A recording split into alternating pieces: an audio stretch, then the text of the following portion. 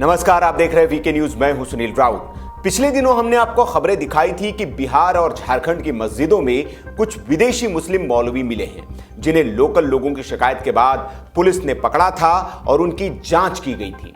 लेकिन अब यह मामला काफी आगे बढ़ता जा रहा है।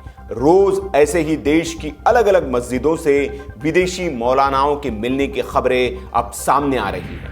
स्थानीय लोग पुलिस को खुद फोन करके इनके बारे में जानकारी दे रहे हैं और जब पुलिस वहां पहुंच रही है तो मस्जिदों में ये विदेशी मौलाना मिल रहे हैं। अभी तमिलनाडु और तेलंगाना में 50 के करीब ऐसे विदेशी मुस्लिम मिले हैं जो थाईलैंड, इंडोनेशिया और किर्गिस्तान से भारत आए हैं। देश के कोने कोने में फैले ये विदेशी मौलाना भारत क्यों आए, इसका खुलासा भी हो चुका है, वो बताऊंगा आगे। लेकिन पहले ये जान लीजिए कि तमिलनाडु में जो विदेशी मौलाना मिले हैं वे कहां से आए और यहां क्या कर रहे हैं। दरअसल स्थानीय लोगों के मुताबिक 1 महीने पहले दिल्ली से तमिलनाडु आए हैं और ये यहां की थंजावुर, कांचीपुरम, चेंगलपेट और आदिरामीपट्टम के मस्जिदों में रहकर लोगों को इस्लाम की शिक्षा दे रहे थे।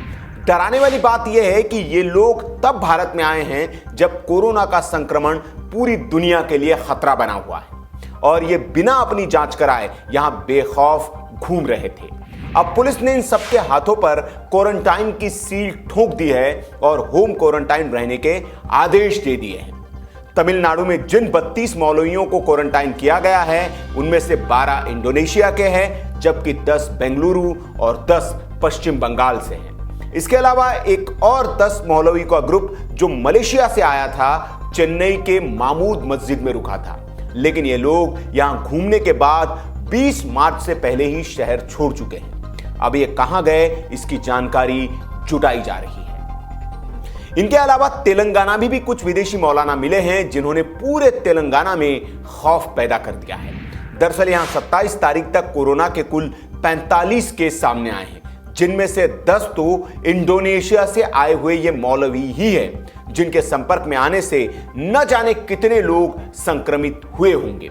इसकी जांच अभी की जा रही है, क्योंकि करनूल में जो एक पेशेंट कल पॉजिटिव मिला है वो भी इनके संपर्क में आया था। बेंगलोर मिरर की रिपोर्ट के मुताबिक जो 13 इंडोनेशियाई मौलवी आए थे उनमें से 10 कोरोना पॉजिटिव है। डराने वाली बात यह है कि ये दिल्ली से हाल ही में वहां पहुंचे थे। खबरों के मुताबिक दिल्ली से एपी संपर्क क्रांति ट्रेन के जरिए भोपाल तक गए और उसके बाद इन्होंने कार से सफर किया। मतलब ट्रेन में इनके साथ जिन लोगों ने सफर किया उन लोगों की भी जांच अब जरूरी हो गई है। और इतने दिनों में इन्होंने कई मस्जिदों में घूम घूम कर न जाने कितने लोगों को संक्रमित कर दिया होगा। इसलिए प्रशासन के हाथ पांव फूल गए हैं। अब आप पूछेंगे कि इतने विदेशी मौलवी भारत में आए कहां से, तो आपको बता दें कि इनकी संख्या सैकड़ों, हजारों में हो सकती है, जो देश के अलग अलग इलाकों में फैले हुए हैं और भारत सरकार के लिए यह बड़ी टेंशन बन चुके हैं, क्योंकि इनमें से कई मौलवी जो हैं वे कोरोना संक्रमित हो सकते हैं। वो इसलिए क्योंकि ये तबलीगी जमात में शामिल हुए मौलवी हैं जो हाल ही में पाकिस्तान के लाहौर में हुई थी। इस जमात में 80 देशों के मुस्लिम धर्मगुरु शामिल हुए थे और यह कार्यक्रम ऐसे वक्त में किया गया जब पूरी दुनिया सोशल डिस्टेंसिंग पर जोर दे रही है। खबरें हैं कि कई देशों में जब ये मौलवी लौटे तो इनमें कोरोना पॉजिटिव पाया गया है, जिसके बाद भारत के भी हाथ पांव फूल गए हैं और इनकी तलाश सरगर्मी से शुरू हो गई है। दरअसल तबलीगी जमात की ओर से आयोजित यह कार्यक्रम फरवरी के आखिरी हफ्ते में शुरू हुआ था और 12 मार्च को लाहौर में खत्म हुआ था। कार्यक्रम में पाकिस्तान के सिंध इलाके से शामिल हुए 4 लोग कोरोना वायरस से संक्रमित हो गए हैं, जिन्होंने सिंध के कई लोगों को कोरोना से संक्रमित कर दिया है। इसी कार्यक्रम में मलेशिया, किर्गिस्तान, थाईलैंड जैसे देशों के मौलवी भी शामिल हुए थे और ये वहीं से सीधे भारत आ गए हैं। खबर तो यह भी है कि इन लोगों ने मार्च के महीने में दिल्ली में भी तबलीगी जमात का एक धार्मिक आयोजन किया था और इसी कार्यक्रम के बाद ये तमाम देसी और विदेशी धर्मगुरु देश भर में फैल गए।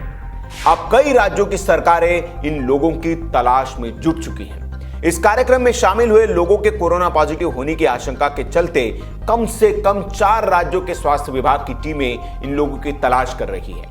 कहा जा रहा है कि इस कार्यक्रम में शामिल हुए एक 65 साल के कश्मीरी बुजुर्ग की कोरोना के चलते मौत हो चुकी है, इसलिए प्रशासन के हाथ पांव ज्यादा फूले हुए हैं। आप सोच रहे होंगे कि ये तबलीगी जमात क्या है, तो आपको बता दें कि साल 1926 में मौलाना मोहम्मद इलियास नाम के एक इस्लामिक स्कॉलर ने तबलीगी जमात की शुरुआत की थी। यह हरियाणा के मेवात से शुरू हुआ था और अब ये जमात 150 देशों में फैल चुकी है। इसके बारे में कहा जाता है कि इसका कोई तय ढांचा नहीं है और ना ही इसके सदस्यों का कोई रिकॉर्ड है। ये लोग थोड़ा छिपकर रहते हैं और राजनीति से वास्ता नहीं रखते। इस जमात के लोगों का मानना है कि मस्जिदों को बढ़ावा दिया जाए। कहा जाता है कि ये कट्टर इस्लाम की शिक्षा देते हैं।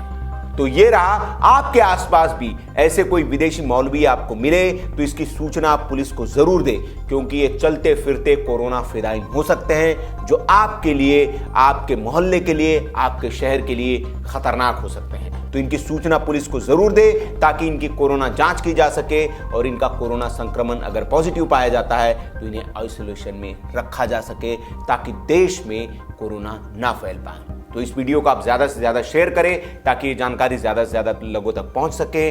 और ऐसी खबरों के लिए आप हमारे चैनल को सब्सक्राइब कर लीजिए। देखते रहिए वीके न्यूज़। शुक्रिया।